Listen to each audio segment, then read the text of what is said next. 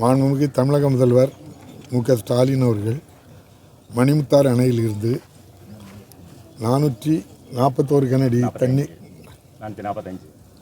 445 கனஅடி தண்ணீர் வீதம் இன்று முதல் 82 நாட்கள் 31/3/2024 வரை திறப்பதற்கு ஆணை வழங்கி இன்று திறந்துவிடப்பட்டிருக்கின்றது.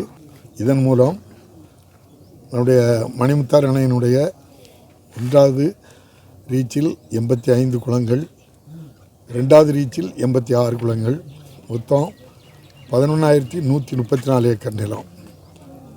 இந்த ஆண்டு 1வது 2வது ரீச்சுக்கு மட்டும்தான் தண்ணீர் எடுக்கின்ற உரிமை உண்டு.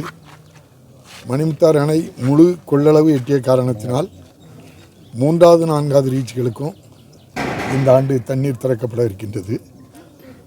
3வது ரீச்சில் 97 குளம், 4வது ரீச்சில் 79 குளம், மொத்தத்தில் 12,018 ஏக்கர் நிலப்பரப்பு, மொத்தம் 347 குளம், 23,152 ஏக்கர் நிலப்பரப்பு இதன் மூலம் பயன்பெறும்.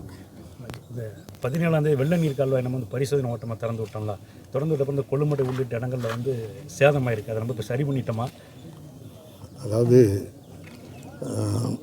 கடுமையான வெள்ளம் 17-18 உங்களுக்கு தெரியும். 17ஆம் தேதி அந்த வெள்ளக்கால் திறப்பதற்கு மாண்புமிகு தமிழக முதல்வர் அவர்கள் வெள்ளோட்டம் பார்ப்பதற்காக அனுமதி அளித்திருந்தார்கள். அதன் அடிப்படையில் அதில் தண்ணீர் திறக்கப்பட்டது.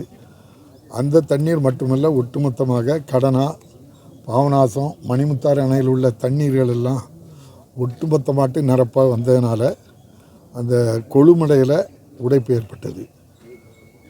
இன்னொரு சிறப்பு அம்சம் என்னென்னா, நம்முடைய மாவட்ட ஆட்சியர் பொதுப்பணித்துறை அதிகாரிகளெல்லாம் அழைத்து சென்று பார்வையிட்ட பிறகு அவங்களுக்கு தெரிந்து கொண்டது என்னவென்றால், அந்த வெள்ளக்கால்வாயை திறந்து விட்டதின் பயனாகத்தான் அந்த ஊர் பாதுகாக்கப்பட்டது, இல்லை என்றால் ஊரே பாதிப்படைந்திருக்கும் என்று சொன்னார்கள். பலவிதமான விமர்சனங்கள் சொன்னாலும் அந்த வெள்ளக்கால்வாய் கிட்டத்தட்ட நாங்குநேரி, ராதாபுரம், திசைமலை, திருச்செந்தூர், ஏரல், சாத்தாங்குளம் பகுதிகளுக்கு மிகப்பெரிய ஒரு வரப்பிரசாதமான திட்டம். மறைந்த தலைவர் கலைஞர் தந்த திட்டம். நீங்கள் சொன்னபடி அந்த கொழுமடையிலே உடைப்பு ஏற்பட்டது உண்மை. அது இதை திறந்ததால் அல்ல, ஒட்டுமொத்த வெள்ளப்பெருக்கால் அப்படி நிலை ஏற்பட்டது. நம்முடைய மாவட்ட ஆட்சியருடைய நீர்வளத்துறை அதிகாரிகளுடைய பெருமுயற்சியினால் தற்போது அது அடைக்கப்பட்டிருக்கின்றது. தற்காலிகமாக, நிரந்தரமாக அதில் ரீட்டைன் வால் கட்டுவதற்கும் மதிப்பீடு தயார் பண்ணி அரசினுடைய ஒப்புதலுக்கு சென்றிருக்கின்றது. இது முழுமையாக அது சரி செய்யப்பட்ட காரணத்தினால் தற்காலிகமாக நேற்று முன்தினம் 1,200 கனஅடி தண்ணீர் அந்த வெள்ள கால்வாய்க்கு எடுக்கப்பட்டிருக்கின்றது. அதன் மூலம் கீழே நம்முடைய கருமேனி ஆற்றில் 780 கனஅடி தண்ணீர் அதில் செல்லும். அதிலிருந்து கிட்டத்தட்ட 14 அணைக்கட்டுகள், அதாவது மொத்தத்தில் சொன்னால் இந்த மணிமுத்தாறு அணையினுடைய 4வது ரீச் அது.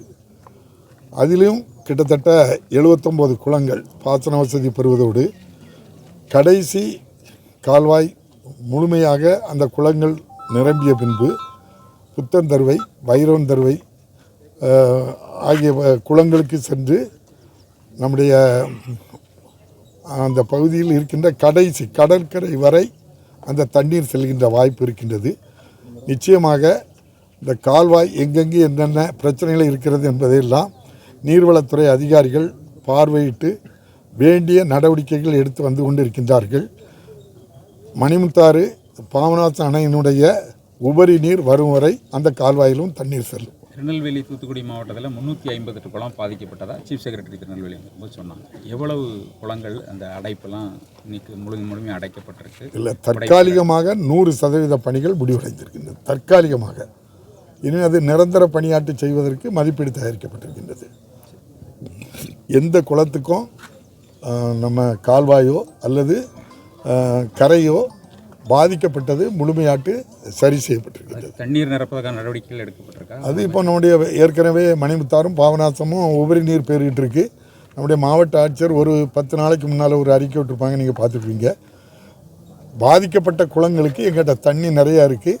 சிறப்பு கவனம் செலுத்தி நீர்வளத்துறை அதிகாரிகளுடைய முயற்சியினால் எல்லா குளங்களும் நிரப்பி தரப்படும் என்றார்கள். அதுபடி நிச்சயமாட்டு அனைத்து குளங்களுமே நிரப்பி தரப்படும். வெள்ளக்கால்வாயில் ஏற்கனவே விஜயநாராயண குளம் ஃபுல்லாகிட்டு, அதுக்கு 400 கனஅடி தண்ணி, நம்பியார் 600 கனஅடி தண்ணி ஓவர்ஃப்ளோ தான் ஆச்சு. சுவிசேஷபுரம் குளம் 340 கனஅடி தண்ணி போகும், அதுவும் ஃபில்லப் ஆகிட்டு. இது போக எடையங்குடி 300 கனஅடி ஃபில்லப் ஆகிட்டு. அதிசய கிணறுக்கு 200 கனஅடி தண்ணி போகும், ஆயங்குளம் ஆனைக்குடி படுகை விளையாட்டு. அதுக்கும் தேவையான அளவுக்கு இப்போ தண்ணி கொடுக்கறதுக்கு ஏற்பாடு பண்ணிகிட்ருக்கு. நீங்கள் காரியாண்டிக்கு கீழே இருக்கிற தண்ணியை வச்சு கூட கடந்த ஒரு வாரத்துக்கு முன்னால் வர அதிசய கிணத்துக்கு தண்ணி சென்று கொண்டு தான் இருந்தது. அங்குள்ள லீக்கேஜ் எல்லா தண்ணிகளும் இப்போது தான் அது நிறுத்தப்பட்டிருக்கு. இப்போ மேலேருந்து தண்ணி எடுத்தாச்சு. அதிசய கிணறு எவ்வளோ தேவையோ அதுக்கும் போகும். கூடுதல் குளம் ஒன்று இருக்குது எம்எல் தேரில், அதுக்கும் 100 கனஅடி தண்ணி பெருகிட்டு தான் இருக்கும். இதன் மூலம் நம்முடைய தூத்துக்குடி மாவட்டத்தில் ஸ்ரீவைகுண்டம், திருச்செந்தூர், ஏரல், சாத்தாங்குளம் ஆகிய வட்டங்களில் உள்ள பகுதிகளுக்கும் தண்ணீர் சென்று கொண்டே தான் இருக்கும். இந்த வெள்ளக்கால்வாயிலிருந்து போகிற தண்ணி, மணிமுத்தாறு 4வது ரீச்சில் உள்ள தண்ணி ஒட்டு மொத்தமாக அந்த பகுதிக்கு எந்த பகுதியும் புறக்கணிக்கப்படலை. ஏற்கனவே நம்முடைய நீர்வளத்துறை செக்ரட்டரி சொன்னாங்க 85% பணி முடிவடைந்திருக்கின்றது. 15% பணி எது என்றால் எம்எல் தேரி.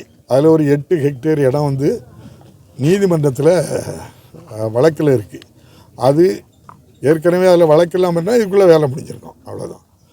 அதனால் அதிகாரிகள், நம்ம இந்த அரசு வேகமாக செயல்பட்டு இவ்வளோ பெரிய வெள்ளத்தை கூட மக்களை பாதிப்பில்லாமல் பாதுகாத்திருக்கின்றது. பாதகம் செய்பவரை கண்டால் நாம் பயங்கொள்ளலாகாது பாப்பா, மோதி மிதித்து விடு பாப்பா, அவர் முகத்தில் உமிழ்ந்து விடு பாப்பா. அண்மை செய்திகளை உடனுக்குடன் தெரிந்து கொள்ள இணைந்திருங்கள் இயம்நாடு தொலைக்காட்சியுடன்.